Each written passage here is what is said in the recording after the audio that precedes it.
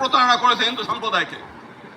একই সঙ্গে আমরা আরেকটা বৃহৎ দল দেখেছি যারা দীর্ঘদিন এই দেশে শাসন করেছে, তারা হিন্দু সম্প্রদায়কে প্রতারণা করেছে, নেগলেক্ট করেছে এবং ক্ষতিগ্রস্ত করেছে।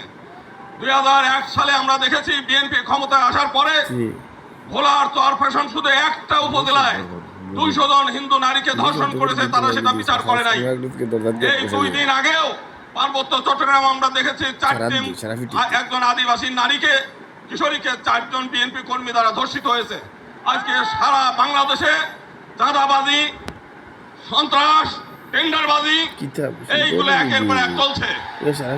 আজকে সমগ্র বাংলাদেশের মানুষ আপনারা এখানে এসেছেন জামাতে ইসলামের ডাকে। জামাতে ইসলাম শুধুমাত্র একটা রাজনৈতিক দল নয়, এটা একটা ইউনিভার্সাল ইউনিভার্সিটি। আপনারা এখানে আসেন, শিক্ষা লাভ করেন, নীতি শিক্ষা নেন, আদর্শ শিক্ষা নেন এবং কিভাবে ধর্ম অনুযায়ী